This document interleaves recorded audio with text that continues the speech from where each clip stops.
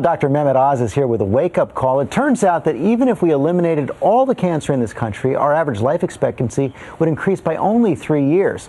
As Dr. Oz writes in this month's AARP magazine, poor fitness is more deadly than any specific disease. So he's here now to give us 6 easy steps to get us healthier and live longer. Good to see you again. Thanks, Charlie. The good thing about these steps is you can start them at any time. The younger the better, obviously, but no matter when you start them, within 3 months of initiating the program, you can begin to measure a life expectancy benefit. So get started. Within 3 months? Within 3 months. And don't make time your excuse, because you'll reap huge time dividends at the end, because you'll live longer and better. And the first tip is very simple but very hard to do. Eat a little bit less every day. When you look at the results on calorie restriction, and I'm talking about 10-15% less calories. And here's an example of what I'm talking about. It's not a big deal. This is a pretty robust daily repertoire of foods you could eat. This will gain you about 25% increased longevity, because when you eat a little bit less, your cells get more efficient. They know they can't waste time reproducing, so they have to be very efficient about it. It also reduces cancer rates. So this diet here that I've outlined is just one example. We have several that are available on the website, but it's something that everyone can do. And it's basically 5 small meals a day rather than 3 big ones. And the key goal for that is you never want to eat on an empty stomach. You always want to have a little bit of food in your stomach, so you don't let that ghrelin hormone rage mercilessly and force you to eat more than you actually want to eat. A little bit of food will remind you that you're not hungry. And you have to track everything. There are a lot of health numbers that everyone needs to know. One of the mistakes people make is they hop on the scale, they think that's it. It's not. There's 6 basic numbers you want to know. You want to know your blood pressure, your blood sugar, you want to know your cholesterol numbers. They're up here on the screen, you can see them full.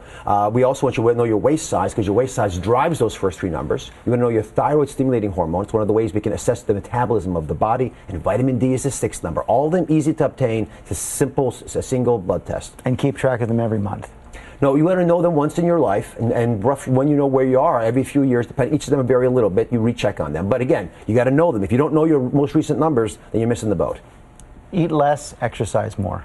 Exercise is the most important thing when you look across societies that live a long time. You want to have vigorous, rigorous daily activity. Start off with 30 minutes a day of walking. And you want to walk at a good pace, George. You want to really get a little bit breathy as you're doing it. And then you want a little bit of strength exercise, and you want to make sure you can maintain your balance, because falls are a leading cause of death in America. I'll give you a little test. Okay. All right? You want to stand up.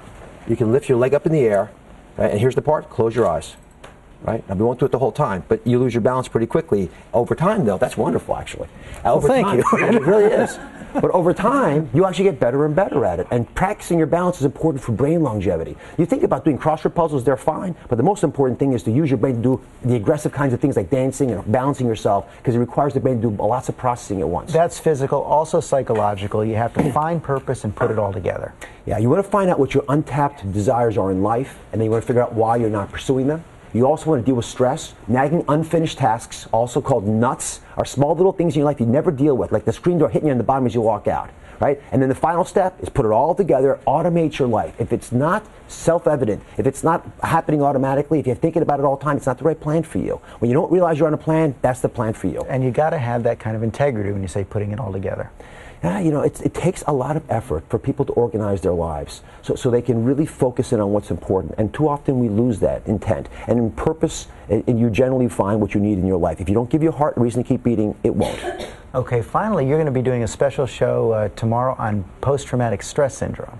Well, this is an exclusive for us. We actually, many folks remember that chimpanzee attack last year that terribly disfigured the young woman who ended up having a face transplant. The first responder was a police officer who has never spoken out publicly about this since.